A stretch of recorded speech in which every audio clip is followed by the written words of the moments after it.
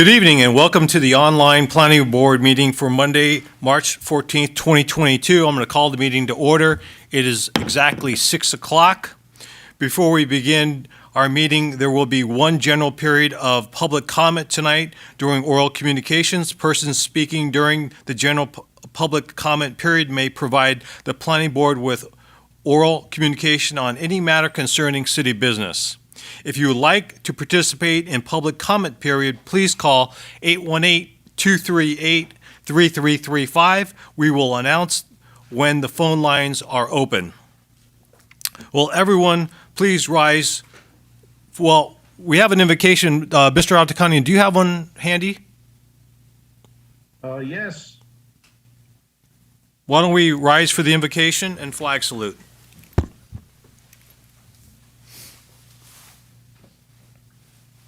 Heavenly Father, please give us the wisdom and the patience to go through the meeting today and make wise decisions for the citizens of Burbank.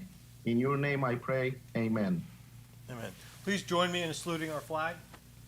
Pledge allegiance to the flag of the United States of America and to the republic for which it stands, one nation, under God, indivisible, liberty and justice for all. Madam Clerk, can we have the roll call? Board Member Monaco.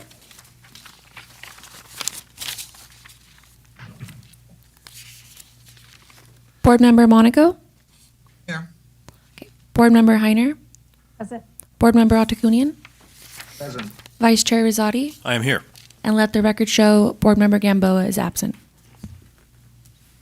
In order to balance the health risks associated with COVID-19 and the public's right to conduct the people's business in a transparent and open manner during the current state of emergency and the interest of public health and safety, board members will be participating in an online planning board meeting. City facilities are closed to the public until further notice, and the public will not be able to physically attend today's meeting. The city is providing alternatives to in-person attendance for viewing and participating in planning board meetings. In lieu of in-person attendance, members of the public may participate in the public comment period by calling 818-238-3335. Do we have any announcements? No announcements. There are two hearings on tonight's agenda. Item number 1, now is the time and place for the hearing on project number 20002167 to receive public comment for the draft environmental impact report for the proposed 2021 through 2029 housing element, safety element, and environmental justice general plan updates. The public hearing is being held during the 65-day review period that started on January 26, 2022 and will end on March 31st, 2022. No decisions will be made by the planning board at this meeting. Only public comments will be received. Before we begin, do any planning board members have any legal or other conflict of interest relating to this hearing? No. No. No. And I'm just going to simply state that I did receive a couple calls from people that had some questions about what this is and whatnot, and they will be tuning into tonight's meeting, and maybe they will be calling in public comment.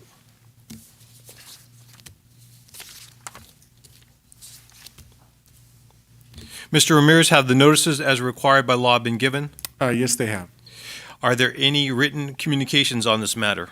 Yes, we have received written communications, and they've been included in the administrative record. Okay. And will the representative of the Community Development Department please introduce yourself and summarize the matter for us? Thank you, Vice Chair Rizzotti. I'm going to share my screen.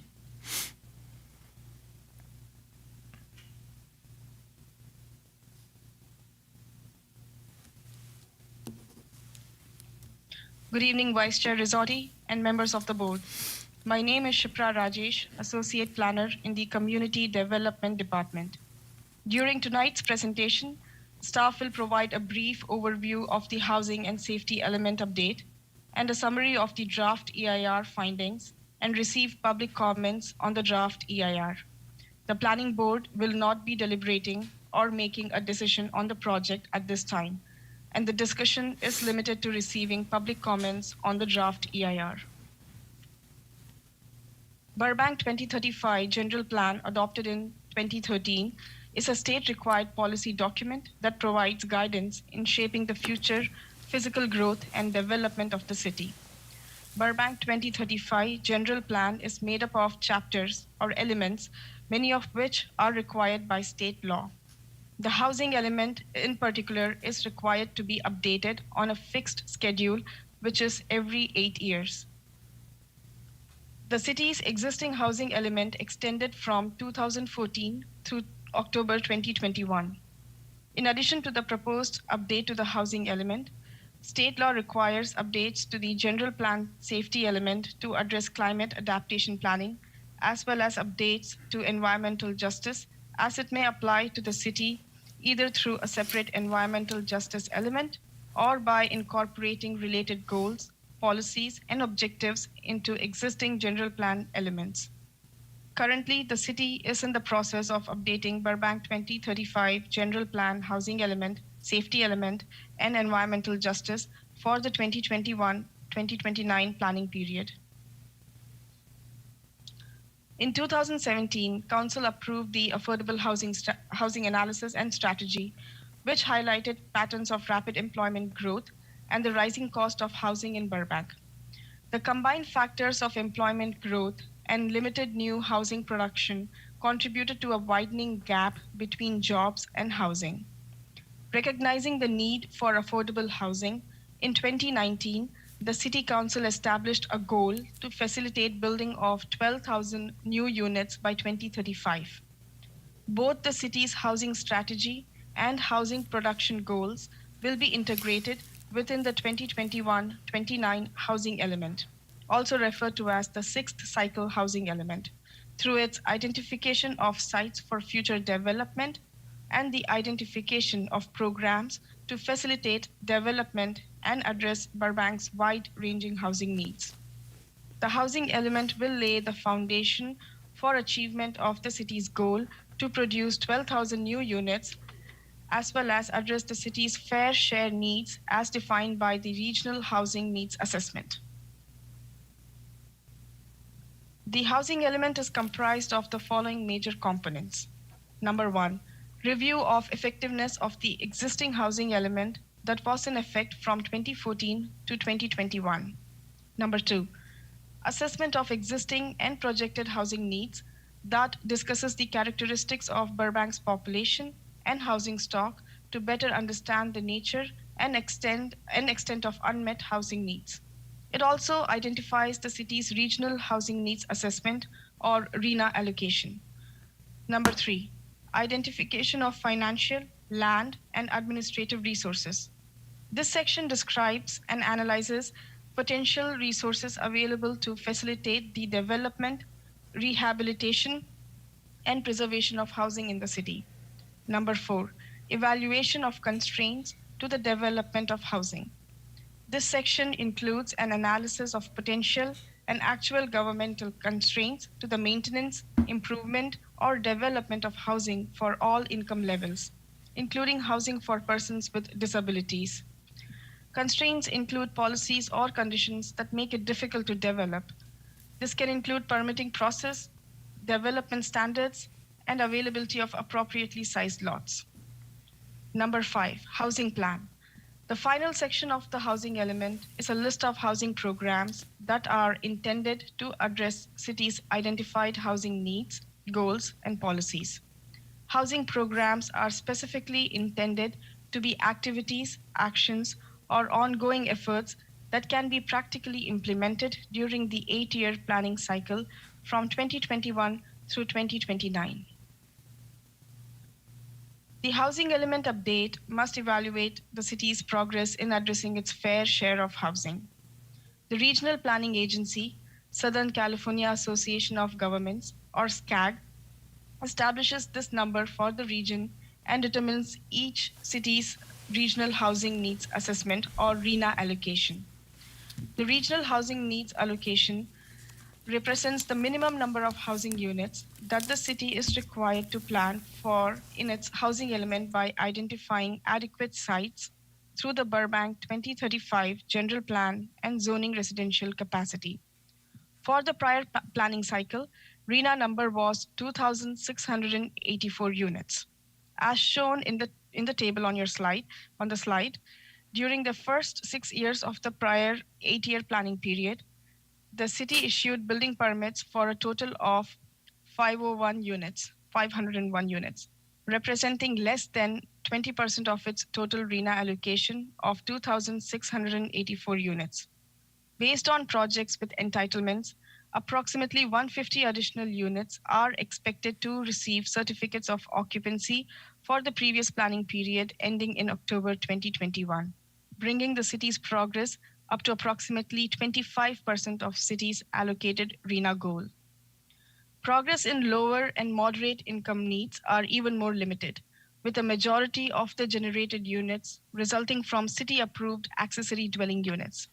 City has issued 542 ADU permits between 2019 and 2021, averaging to 181 ADU permits per year, with 322 ADU permits issued in 2021 alone.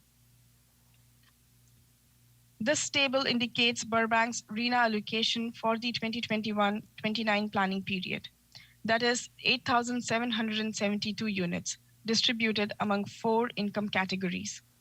The city is not responsible for producing these units per se, but the city is responsible for creating a regulatory framework inclusive of goals, policies, and programs that facilitates the development of these new dwelling units through both public and private efforts during the 2021-29 planning period.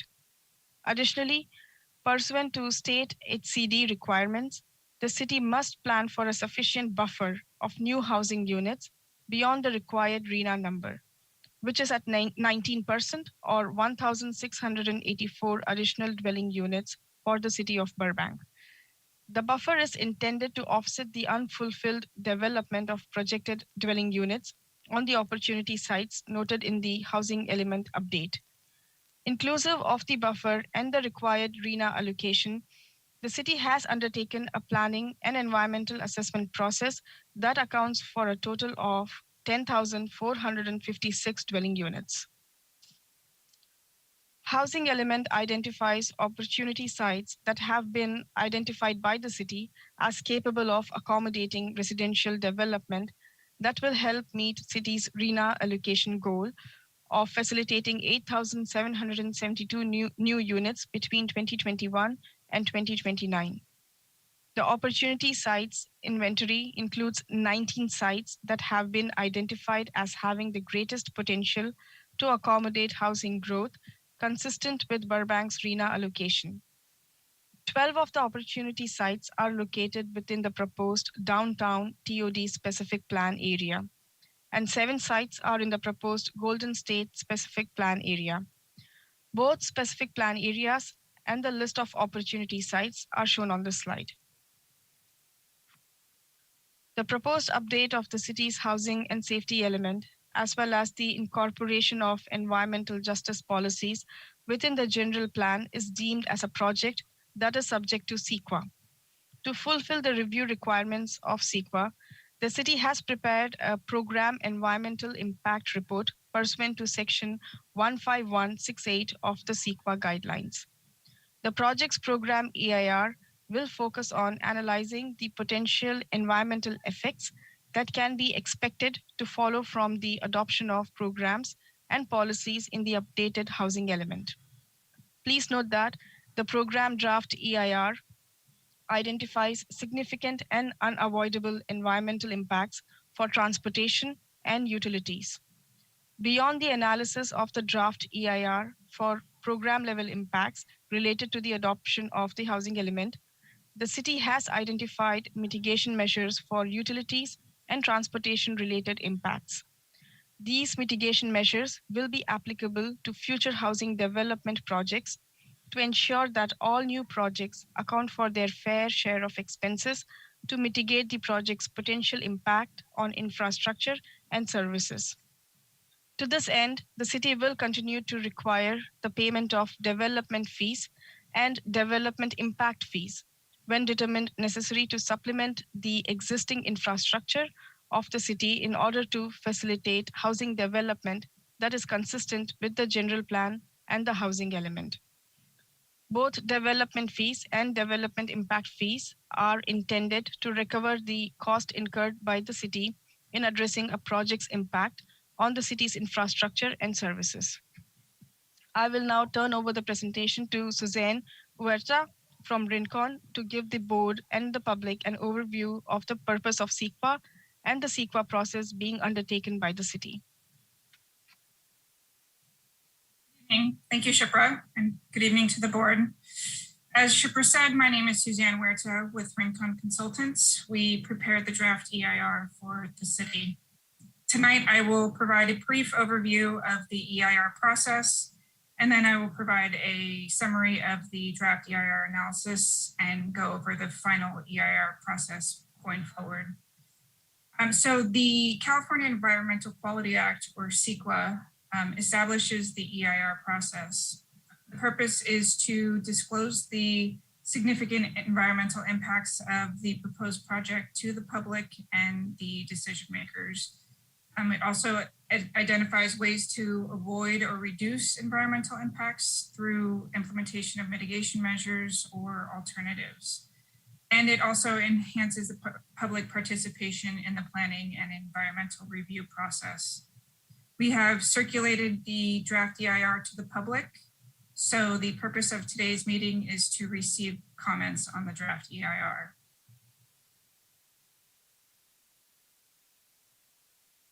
This is a general overview of the CEQA process for an EIR. It begins with a distribution of the notice of preparation and a 30-day scoping period. We have prepared the draft EIR and circulated it to the public.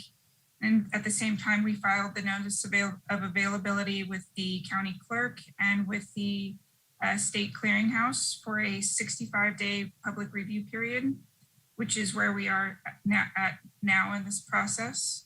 Moving forward, we'll prepare a final EIR and respond to public comments. We'll prepare the CEQA findings along with the statement of overriding consideration due to the two significant impacts associated with the project. And then the project will be reviewed by the city for a decision. Assuming that the project is approved, the EIR will be certified and we will file a notice of determination with the county clerk. So we analyze the impacts associated with the project based on thresholds provided by the CEQA guidelines. We provided the setting for existing conditions, which we also refer to that as the baseline conditions, and determined if impacts will be below the significance thresholds under the CEQA guidelines.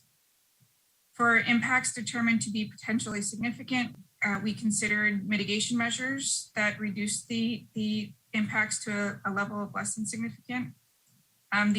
The EIR did also determine that there would be two significant impacts associated with transportation and wastewater generation. So in those two cases, the decision makers will have to determine if the benefits of the project outweigh the significant unavoidable impacts. So a CEQA environmental review requires that we analyze the 20 issue areas listed here. All of these issues have been analyzed in the EIR. For many of these issues, we provide a qualitative analysis, but for technical issue areas like air quality and greenhouse gas emissions, utilities, noise, transportation, we used existing data and modeling to provide a quantitative analysis. The draft EIR found that development under the housing element update would result in less than significant or no impacts associated with these 11 issue areas listed here. The draft EIR found that 6 issue areas would result in less than significant impacts with implementation of mitigation measures. So individual housing developments under the housing element update would be required to comply with these measures. For air quality, there are measures to reduce emissions during construction, along with requiring best management practices to lessen emissions. There's also a measure to reduce emissions once the developments are built and operating. For biological resources, there's a measure to avoid nesting birds during construction activities.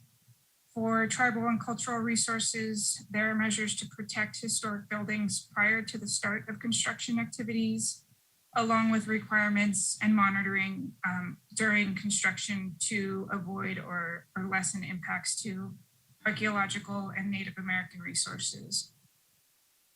Similarly, under geological resources and soils, there are requirements during construction to avoid or lessen impacts to paleontological resources. We did find that there are potential impacts during construction related to hazards and hazardous materials.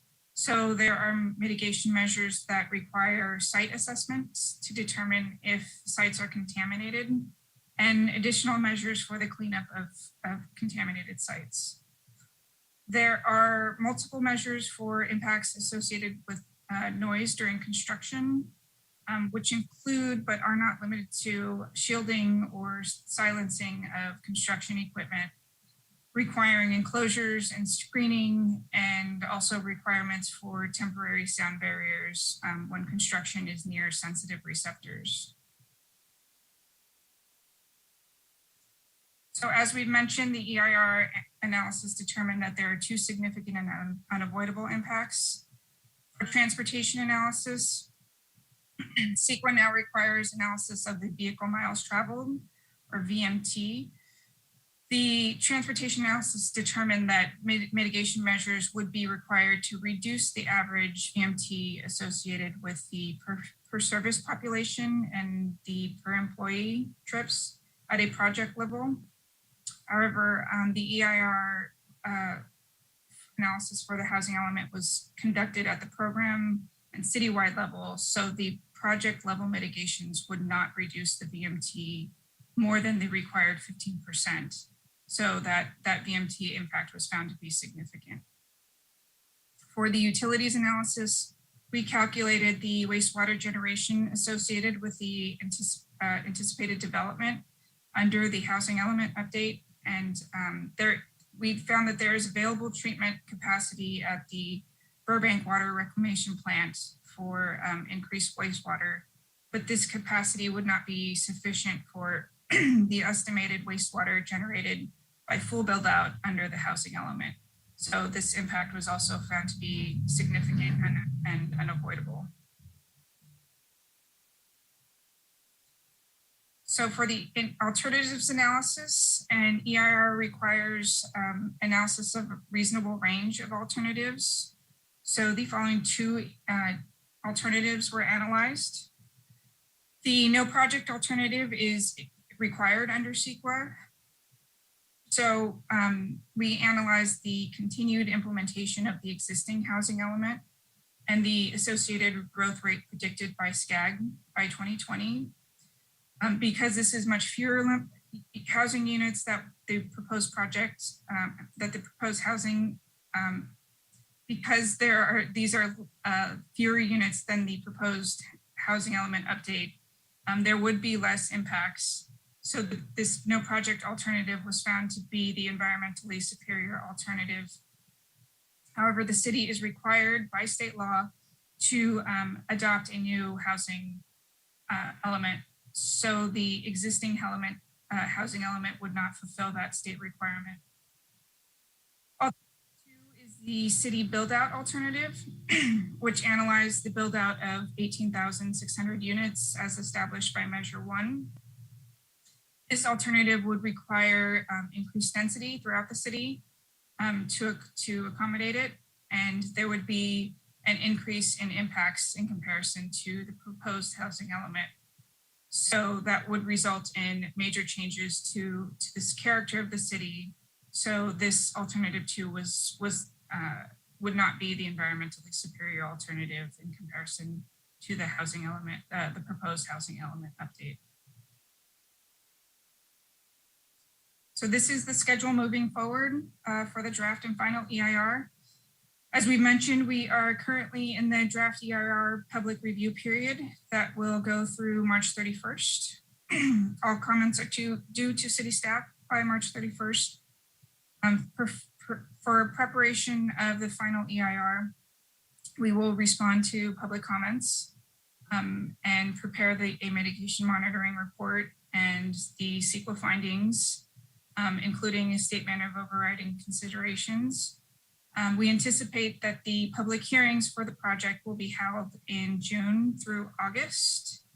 Once the project is approved, and assuming it's approved and the EIR is certified, we will file the notice of determination with the county clerk, which we anticipate will be at the end of the summer.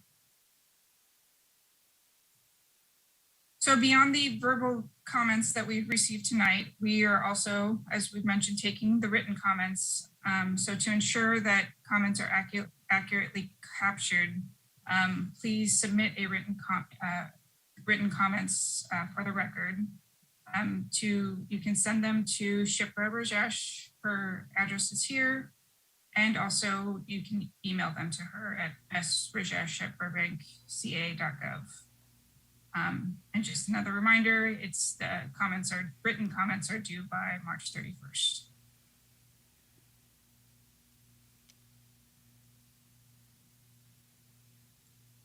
That concludes our presentation.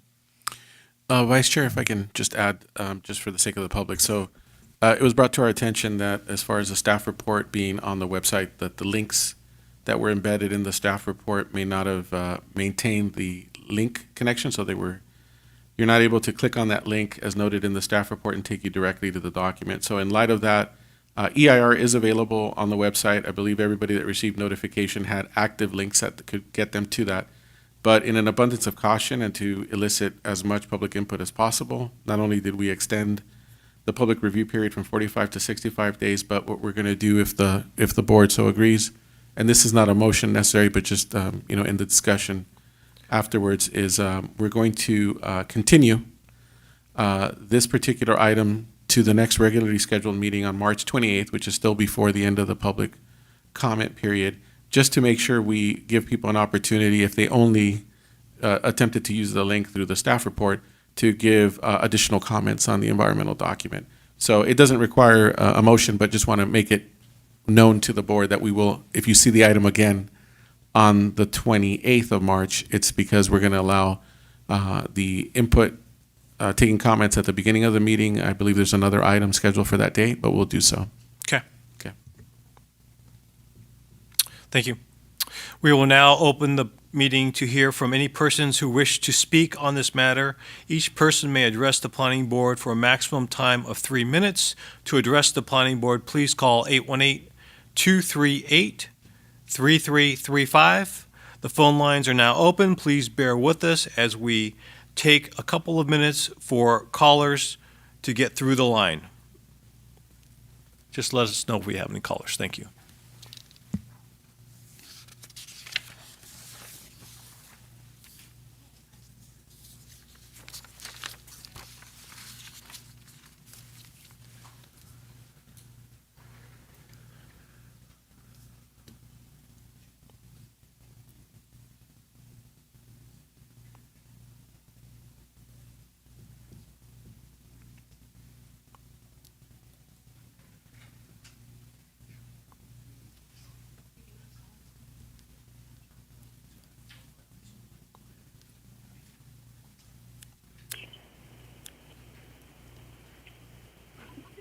We have Sean on the line. Sean, you are now live for the planning board. Good evening. Good evening. Can you guys hear me okay? Yes, we can. Perfect. Thank you very much. My name is Sean Mann. I'm a member of the Southwest Regional Council of Carpenters. I live in the local area, and excuse me, work and recreate in the vicinity of the project. I believe that I will be impacted by the environmental impact of the project. I feel that the city should require the project to be built utilizing a local and skilled and trained workforce.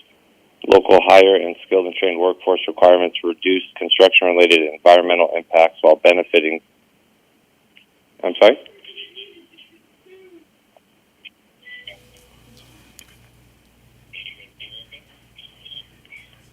Hello? Please turn down your radio or your TV because you're on a delay, and just listen to your phone and speak directly to the planning board, please. I apologize about that. So as I was saying, in a recent 2020 report titled Putting California on the High Road, a Jobs and Climate Action Plan for 2030, the California Workforce Development Board concluded that investment in growing, diversifying, and upskilling California's workforce can positively affect returns on climate mitigation efforts. Moreover, just this year, the South Coast Air Quality Management District found that the use of a local state-certified apprenticeship program or a skilled and trained workforce with the local hire component can result in air pollutant reductions. Also, other cities have not hesitated to apply skilled and trained workforce requirements for private development projects in their city. Recently, the city of Hayward in Northern California also adopted skilled and trained workforce requirements into its general plan and municipal code. Local skilled and trained workforce requirements can boost economic development and mitigate transportation and greenhouse impacts by minimizing vehicle miles traveled. On a day-to-day basis, we have hundreds, if not thousands, of carpenters traveling from city to city commuting to provide for their families. And we feel that if a local hire requirement was implemented for this project, it will not only benefit the community, but also benefit the economy as well by reducing the greenhouse gases that are emitted by vehicle travel. So thank you very much for your time. I hope you guys have a good evening. Thank you. We do have one more caller coming through the queue. Thank you.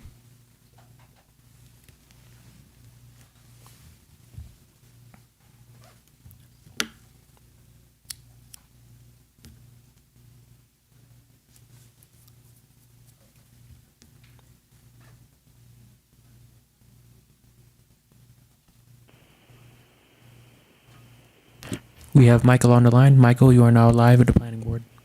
Good evening. Hi, good evening. I'd like to speak on subject item number 1, the Burbank housing element. Hi, my name is Michael McCarron. I'm a local union carpenter at a Carpenters Local 661. Carpenters Local 661 represents over 5,000 working families in the area, which includes members that live, work, and make up most of the businesses in and around the Burbank area. We would like to see labor standards and or policy included in the 2021 through 2029 housing element. In future projects under this plan, the City of Burbank should explicitly incorporate language requiring family supporting wages, skills, training, and job access to the community members rather than simply accepting projects founded on low cost and low wages. Specifically, the construction workforce should require full family health plans, skilled and trained workforce standards through certified apprenticeship programs, paid sick leave, pension, and vacation holiday pay.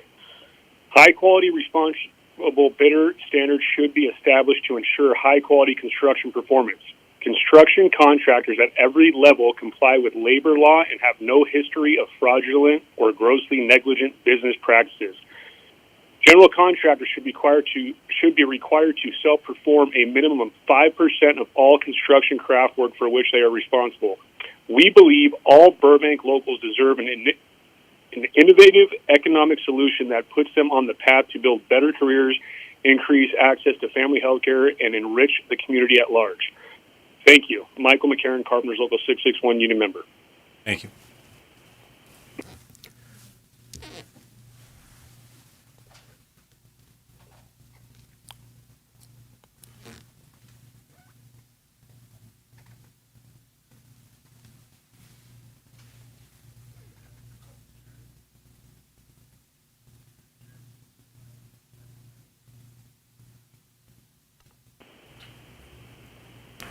We have Jared on the line. Jared, you are now live with the planning board. Good evening. Hey, good evening, Planning Commission. Can you guys hear me all right? Yes. Hey, thanks for giving me the opportunity to speak. My name's Jared Langford. I'm a proud union carpenter out of Carpenters Local 661.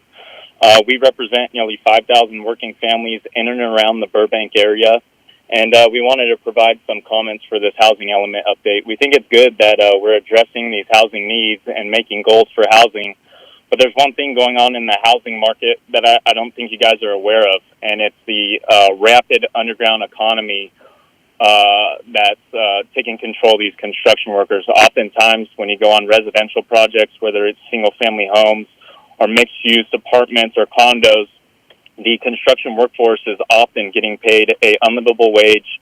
They're making anywhere from $14 to $20 an hour. Most of them are being exploited by the contractor that they work for.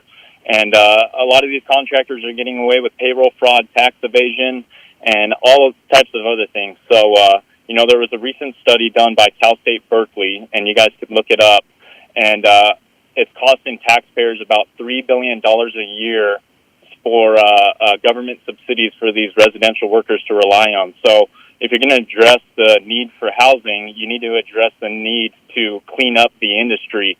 We think that we're doing something good by building a house or putting some residential units together, but at the same time, we're pushing American families into poverty. So what we ask is that there be some sort of labor protection and some labor standards put into this housing element. If we could require a skilled and trained workforce, the use of local hire, ensure that these workers have medical benefits and they're not taken advantage of, I think it would be help the local economy. It'll put more people to work, and it'll ensure that these people that are building these houses will be able to afford to live in these houses. So please, when you guys are putting this together, please know that there's a dire need for labor standards to be implemented into this plan. That's my comment. Thank you. Thank you. There are no more callers in the queue. Okay. There being no further public comment at this time, I now declare the I do apologize. One more call just came in the queue. I was just going to hit the hammer. All right.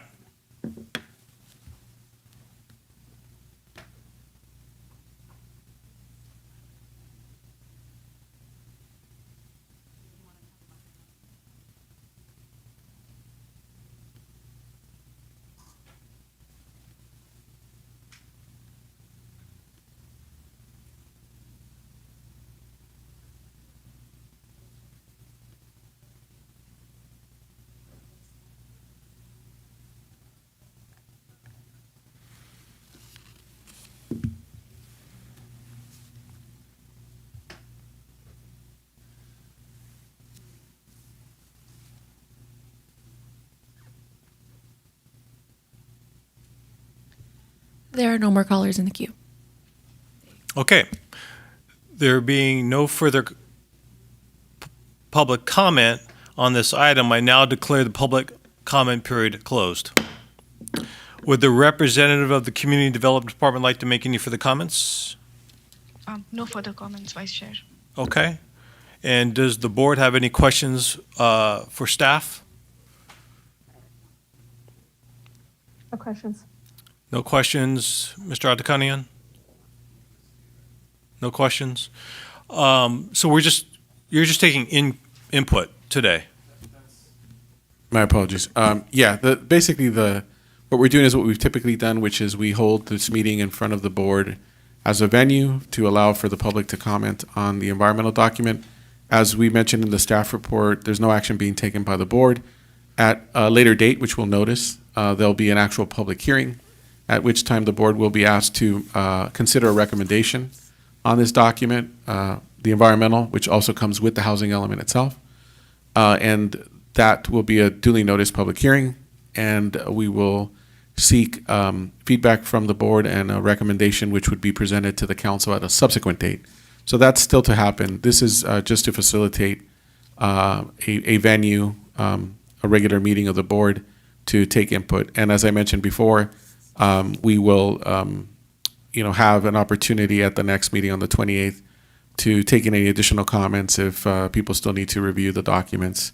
We'll do that right at the beginning, and we'll agendize it as an item for consideration that night.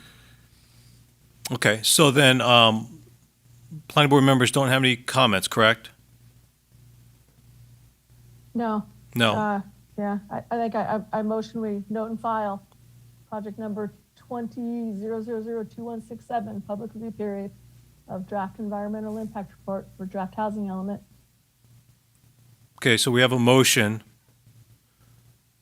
Second. We have a second. And before we vote on that motion, I do have some comments that I would like to speak about, and then we can have those comments answered when we come back to vote on this project to move to council or not. So I noticed that this EIR and the last EIR I reviewed, the analysis was very thin. So I don't know if there's something's changed with the EIRs, but we're not getting the traffic counts and the impacts to intersections anymore. I'm not seeing any of that detail. So that was one comment I had. There was really no discussion of electric vehicles and on the impact of this report. Obviously, through 2029, it's going to have an impact on air quality and also our electric grid. Do we have the ability? Does our grid have the ability to withstand the big push for electric? Many of our homeowners don't have garages because they live in apartments. How are they going to charge their vehicles? This report does not it does not include SB 9 and SB 10 and the impacts of SB 9 and SB 10. So I don't understand how we can have an environmental impact report on housing without addressing SB 9 and SB 10. Water. And we brought up the sewer issue, so obviously that's going to be a huge topic. BRT. It's not analyzed in the report. And is that going to induce growth? Because it's going to upzone all the properties that are in a half mile of the BRT. So I think that has to be included in this report.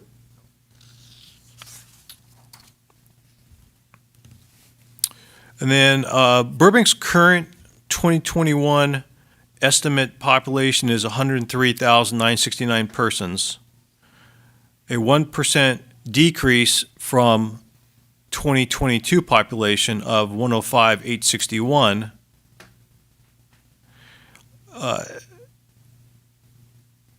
And then the total Burbank units occupied were 45,069. I'm sorry, total units in Burbank were 45,069. 282 are occupied. So we have a vacancy rate of 6.7%. The population lost in the forecast at the SCAG Regional Transportation, RTP, based on this evaluation, our numbers are going down in population, not up. Same thing with jobs. More people are working from home, no longer coming to the city. So again, the numbers are going down, not up. How do we reconcile the significant differences between the RENA numbers and the SCAG numbers? Because they are different numbers.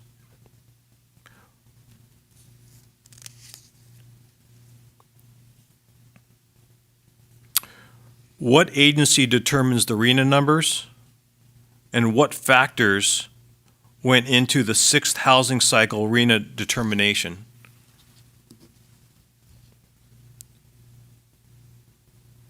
Also, I noticed that there was a 15% buffer, which is quite a lot that they're asking for additional housing, 15%.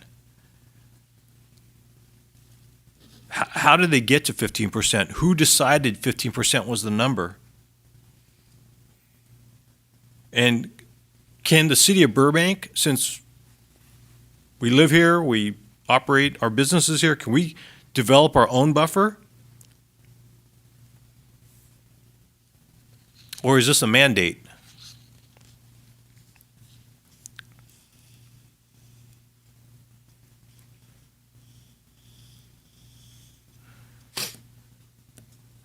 And then I noticed that the housing element, there's less than significant impacts. I mean,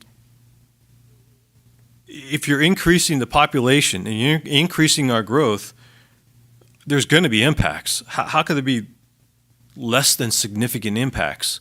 There's going to be impacts to electricity, traffic, congestion, air quality, jobs, sewer, wastewater. I mean, I don't understand how we're going to increase housing by this percentage and there's not going to be impacts.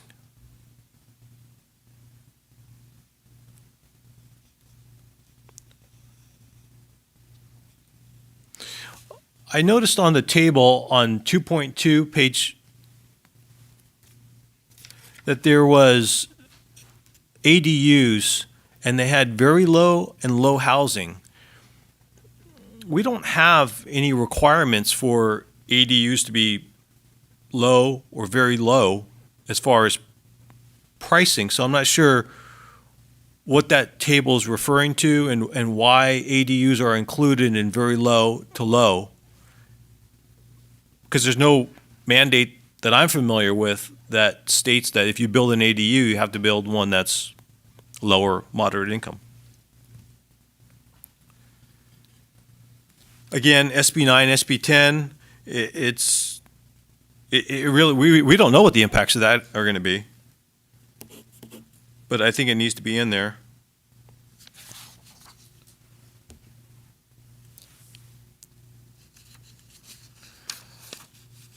The sewer impacts are unmitigated, so I'm not sure how the planning board and the council are supposed to adopt the CIR if they're unmitigated impacts.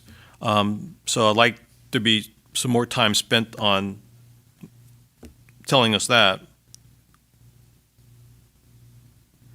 Regarding the safety element, did we do an analysis?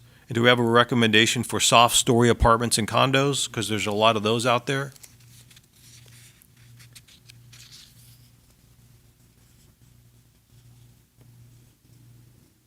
You know, we talk about environmental justice. It's kind of a newer term. I think we started talking about environmental justice in 2020. What does that mean to overcrowding?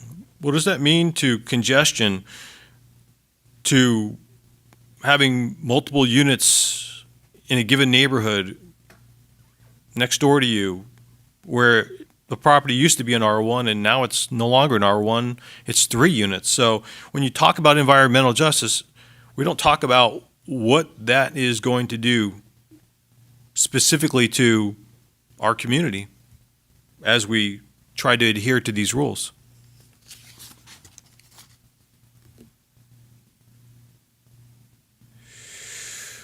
Those are my notes at the moment, so if we can have some feedback on that, I know it's going to take some time to garner that information. That's what I have. I'd like to echo what Board Member Rosati was talking about.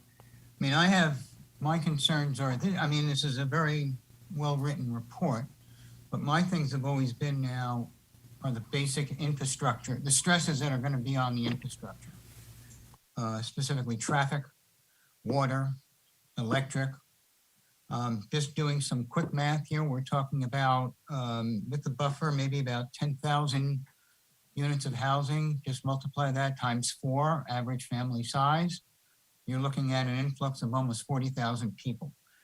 I don't know how that's going to affect, and I don't think there's been any real focus on the effect of what that's going to have on congestion, on half of those people going to Costco and trying to get out of that building on rush hour.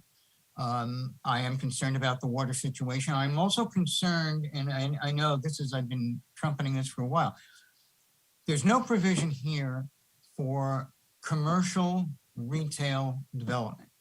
That means people are going to have to get in their cars and they're going to have to drive to get a quart of milk. And I think it's important that part of the planning process is we focus not just on the housing, but what we need, again, in terms of infrastructure to support that housing. You know, everything from how is somebody going to get out of the driveway in the morning to where are they going to get that quart of milk when they come back from work. And, you know, this is all part, I think, of the congestion that's going to happen here. And I think we need to focus on that just as much as we're focusing on the need for housing. I don't think it can be done in a vacuum. That's my comments on that. Thank you. So we had a first, we had a second. We're discussing before we vote. Is there any more discussion? Seeing none, let's have now we're voting to note and file to a later date for more discussion and staff report. Board Member Monaco? Yes. Board Member Otakunian?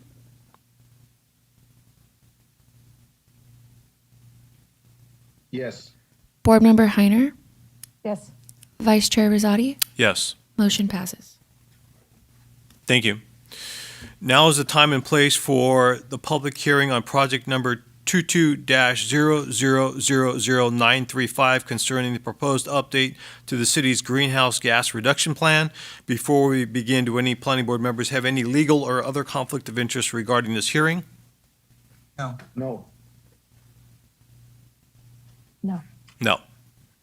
Any planning board members have any communications, including written, oral, regarding this item? No. No. No. Nope. Mr. Ramirez, have the notices by required law been given? Yes, they have. Are there any written communications on this matter? As noted before, we did get comments, and they have been included in the administrative record. Thank you. Will the representative of the Community Development Department please introduce yourself and summarize the matter for us? Good evening, Vice Chair Rosati and Planning Board members. My name is Karen Pan, Administrative Officer for the Community Development Department and co-project lead on the proposed greenhouse gas reduction plan update being presented to you tonight for consideration.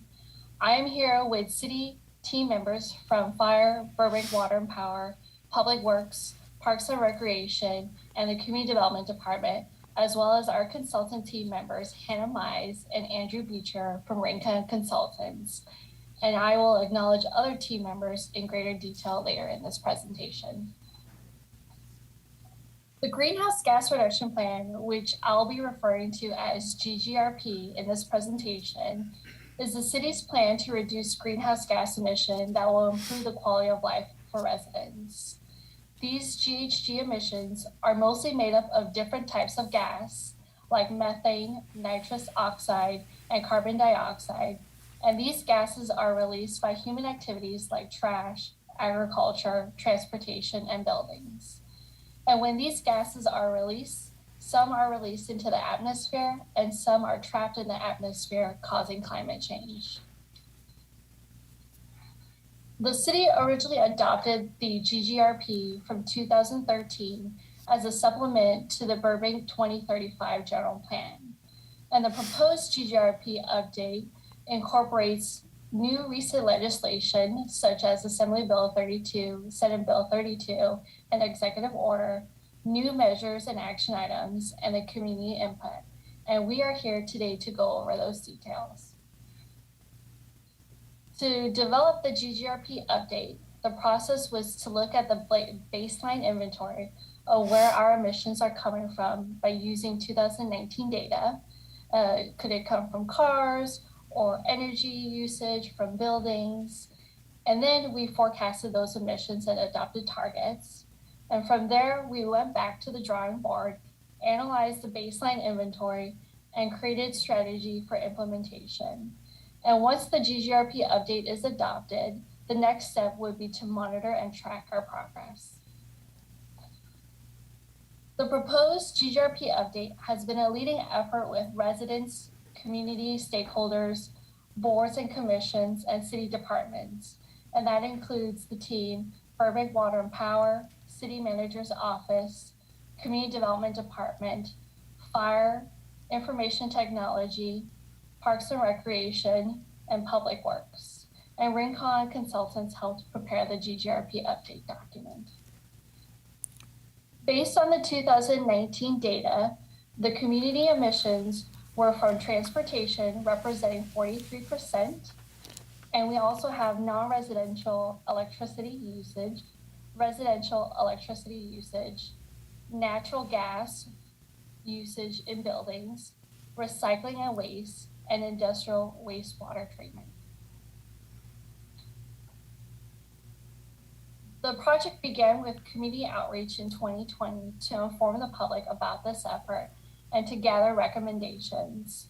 And during this process, city staff informed the community baseline emission inventory and the proposed strategies, which we will go into detail.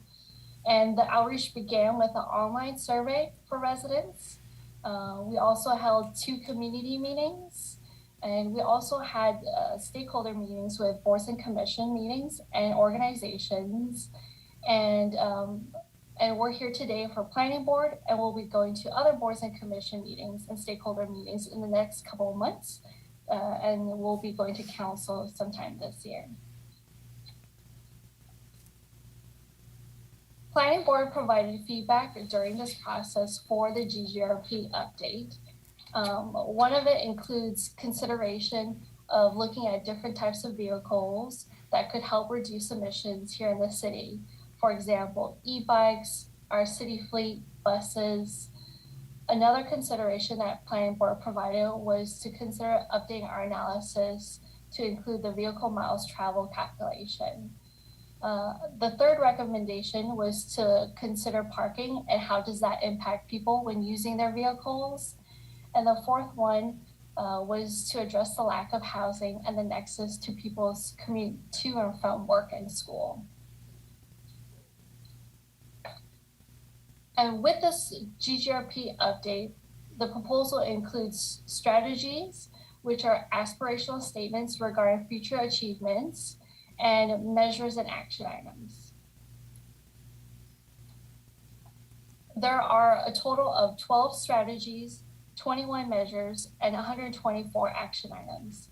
Each of these action items are categorized to create a map that outlines what our short-term, mid-term, and long-term goals are in the next 8 to 9 years.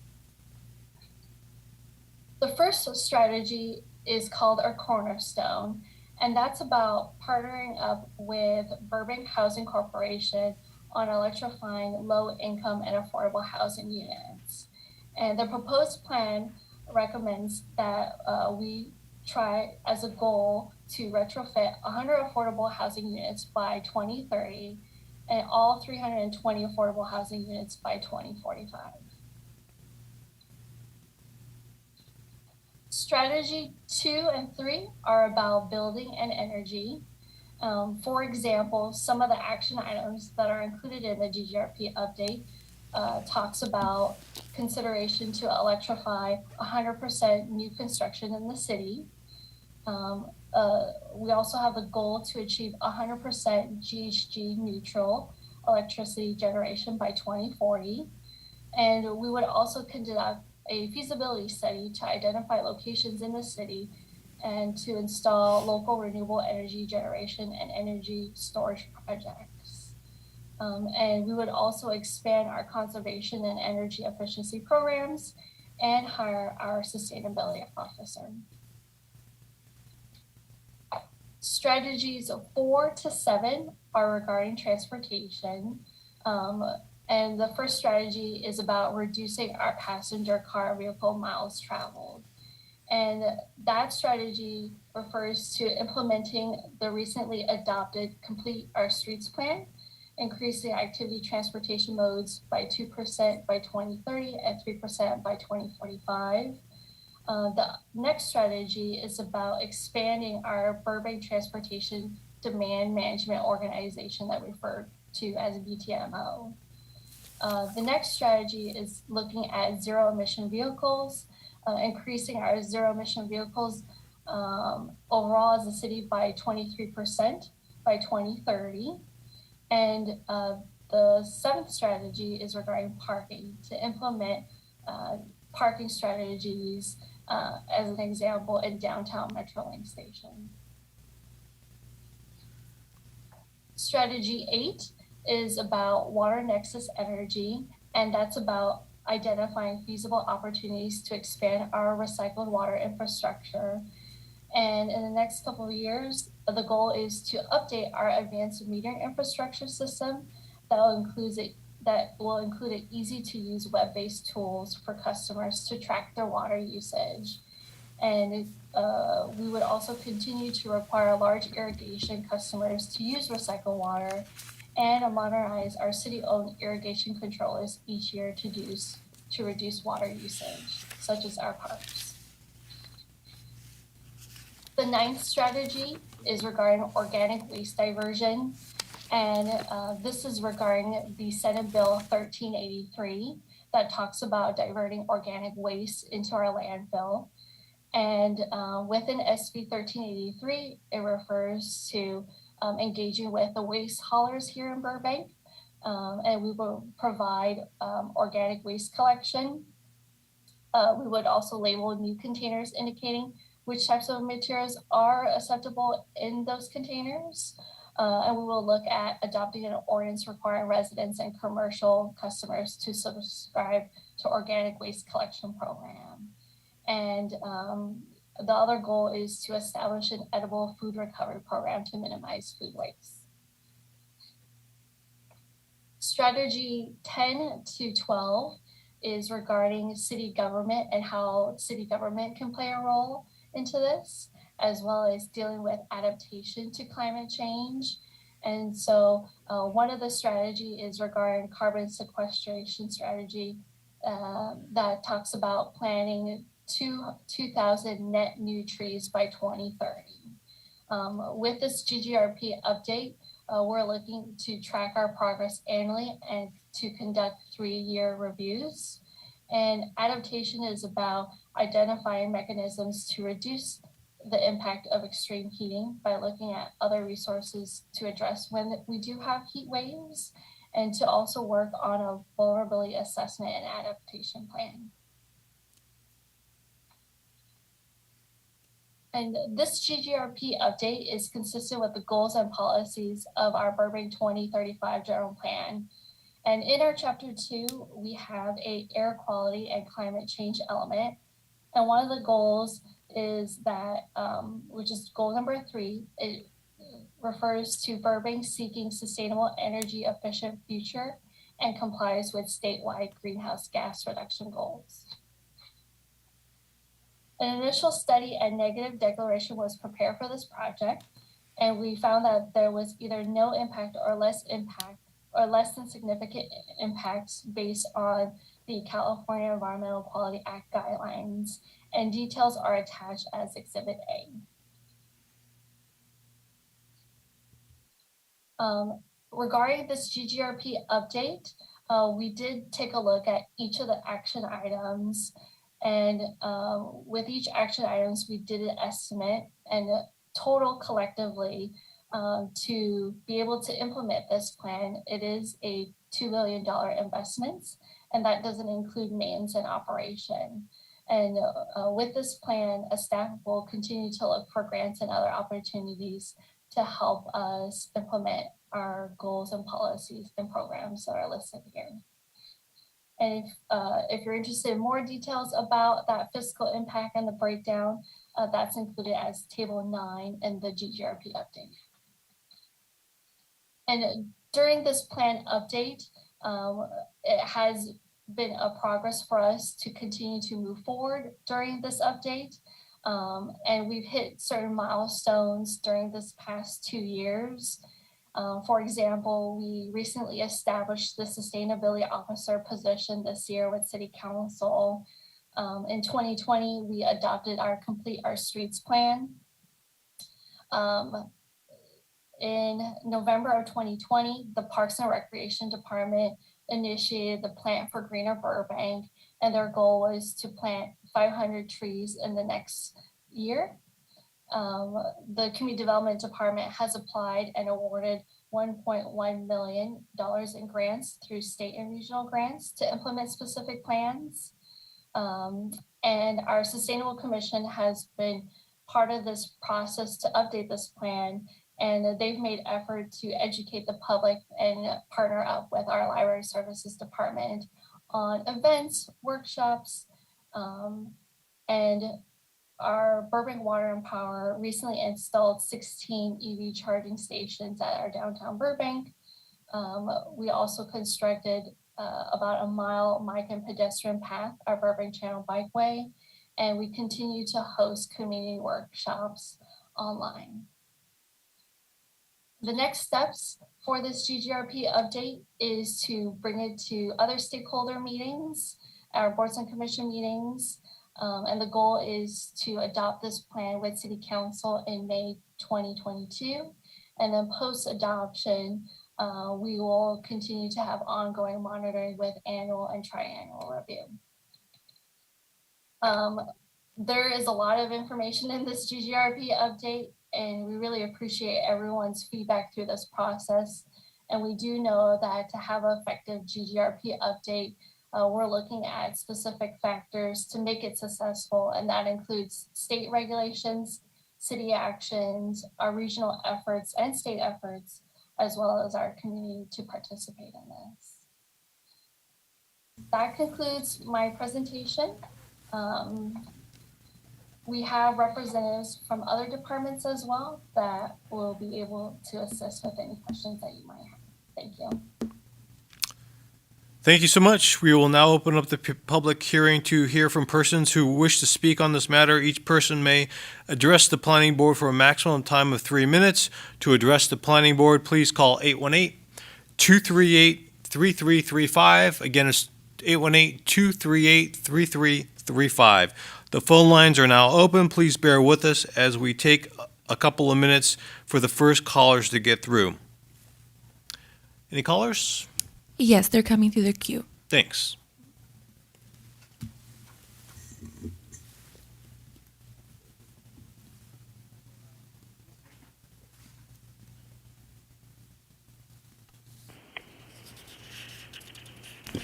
We have Michael on the line. Michael, you are now live with the planning board.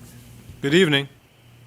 Good evening. Hi, my name is Michael McCarron. I'm a local union carpenter at a Carpenters Local 661.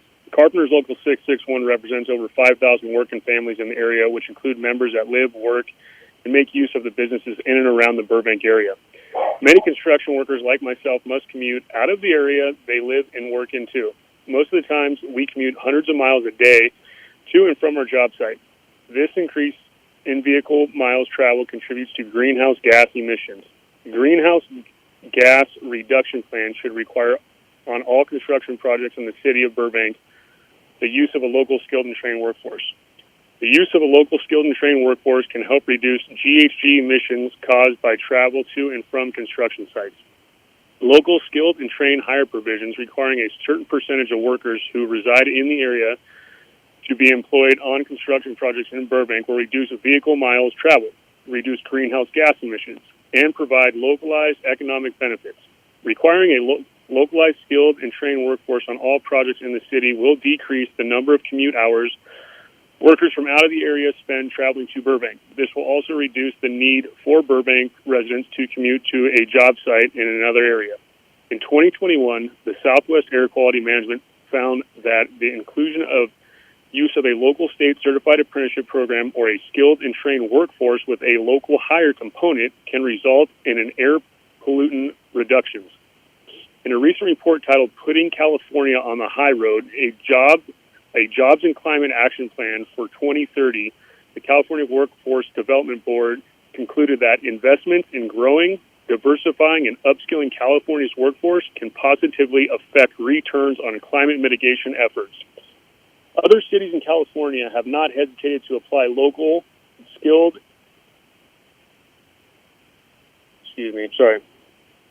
Other cities in California have not hesitated to apply local, skilled, and trained workforce requirements for developments in their city. Requiring a local, skilled, and trained workforce policy in the greenhouse gas reduction plan can boost economic development and mitigate transportation and greenhouse gas impacts by minimizing vehicle miles traveled. Thank you very much, Carpenters Local 661 Union Member.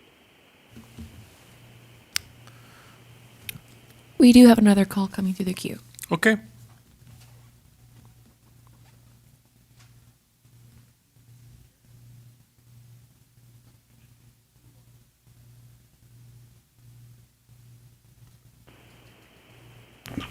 We have Jared on the line. Jared, you are now live with the planning board.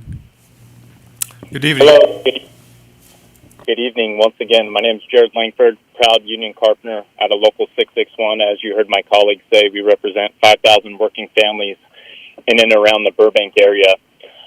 We go on job sites all over Burbank. One right off the top of my head, the residential project that's being built over by the mall on the side of the freeway. And we went over there and interviewed hundreds of framers and drywallers that working on the project. And let me tell you, not a single one is coming from Burbank. Most of these people are coming in from the Inland Empire, and they're coming here and working. So, when you got hundreds of workers commuting here, it adds to the vehicle miles traveled, which is adding to the greenhouse gas emissions. In this greenhouse gas reduction plan, if you would require on developments in the city the use of a local skilled and trained workforce, you would eliminate the need for workers from out of the area to travel into the area to work, and you would eliminate the need for Burbank construction workers to travel out of the area to work. We talk about building housing and making it more feasible for our residents to live, work, and be able to walk and commute to work. Well, you got to create the jobs in the area to be able to make that happen. You guys could put all this stuff together, but if you're not creating jobs in the area, good paying jobs that people want to take, the plans that you have and the aspirations will never be met. So as you can see, there's a dire need for labor standards all the way around, whether it's to help out the environment and reduce greenhouse gas emissions, whether it's to help out with the housing element, build housing, create more jobs. We need to do something. So, we would like to see in this greenhouse gas reduction plan a mandate for local skilled and trained workforces to ensure that people from out of the area are not commuting into the area and working on these projects. These projects should go to Burbank locals first, and if we can't get them, then we should span out from there. But if you required a certain percentage of locals, like a 15-mile radius, a 10-mile radius, you would significantly reduce vehicles miles traveled to the area, which would have a significant impact on the greenhouse gas emissions. My name is Jared Langford. You can contact me at Carpenters Local 661 if you'd like to discuss further, and we hope you guys really consider these comments both on the housing element and the greenhouse gas emissions reduction plan. Thank you. Thanks. There are no more callers in the queue. Thank you. There being no further public comment, I now declare the public comment period closed. Would the representative of the Community Development Department like to make any further comments? No. No? Okay. Does the board have any questions for staff? I just have a quick question. Maybe it's terminology and I don't understand. What do you mean by a negative declaration? What does that mean? Thank you, Board Member Monaco, for your question. I'll have our consultant, Hannah Mize or Andrew Beecher, to answer that question about what is a negative declaration. Yeah, what's the term mean? Yeah, absolutely. So that's an initial study negative declaration in comparison to an initial study mitigated negative declaration. So simply that means that there are no mitigation measures in this plan as far as the secret document goes, because there was no impact that would be significant. This is a printing document. That's what I thought. Okay, thank you. Great. You're welcome. Any other questions? Seeing none, I now declare the public hearing closed and the planning board will now deliberate. What is the planning board's pleasure? Or I'll entertain a motion. I'll make a motion to resolution of the planning board, City of Burbank, recommending that the city council adopt a negative declaration and approve the greenhouse gas reduction plan update, project number 22-0000935, as outlined in Exhibit A of our packet today. I'd like to second that. We have a motion, we have a second. Is there any more discussion? Seeing none, let's have the roll call. Board Member Monaco, Yes. Board Member Atakunian, Yes. Board Member Heiner, Yes. Vice Chair Rosati. Yes, ma'am. Motion passes. Thank you. Now is the time for oral communications from the public. Any persons speaking during the period may address the planning board on any matter concerning city business. Comments are limited to 3 minutes. To participate, please call 818-238-3335. The phone lines are now open. Please bear with us as we take a moment to get the callers through. As of now, there are none, but we'll allow a couple minutes for them to come through. Okay.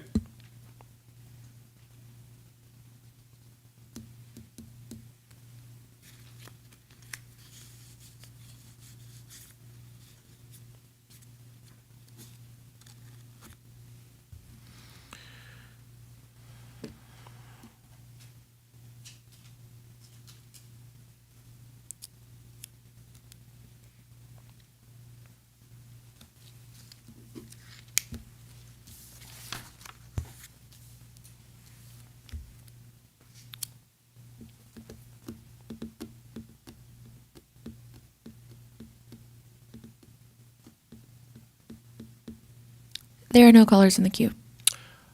Okay, we don't have any callers, so I'm going to declare that public comment period closed. Now is the time for reports from the city staff. Any reports, sirs, ma'ams? Vice Chair, no reports. Clearly, tonight you had a pretty extensive packet. Anticipate coming meetings will have similar size packets for different projects. So, yeah, no, I think you've gotten more than enough from us tonight. So, thank you. Thank you. Approval of the minutes. Now is the time for the approval of the minutes from the December 13th, 2022 Planning Board meeting. Are there any questions or comments or a motion? I'd like to make a motion for the adoption of the minutes. A second. We have a motion. We have a second. Any more discussion? Seeing none. Vice Chair, just to clarify for the record, that's the December 13th, 2021 minutes, right? Yeah, my script is wrong. So it's December 13th, 2021, not 2022, obviously. So we have a motion, we have a second, and let's have the roll call. Board Member Monaco? You're muted. Yes. Yes. Okay. Board Member Atakunian? Yes. Board Member Heiner? Yes. Vice Chair Rosati? Yes. Motion passes. Okay. Now is the time for introduction of new agenda items. The planning board may introduce new items for discussion, but no action may take place except to place that item on a future agenda. Does anyone have anything they'd like to introduce?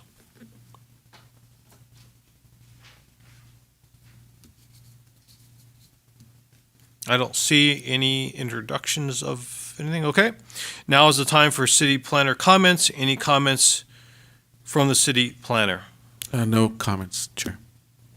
Okay. You guys have been working hard on the single-family home guidelines. I've watched all the meetings, many meetings, both here at the planning board level and at the city council level and the public meeting. So I just want to say you guys have done just a great job of just trying to educate the public about the various things that are going on with the single-family home guidelines. We now adjourn to the next planning board meeting on Monday, March 28th, 2022 at 6 p.m. The public is invited to view the meeting online or television, and we will be able to provide public comment in the following two ways. By leaving an e-comment on the city webpage, www.burbankca.gov/. e-comments or by calling in at 818-238-3335. Thank you, everyone, for your participation tonight, and have a good evening.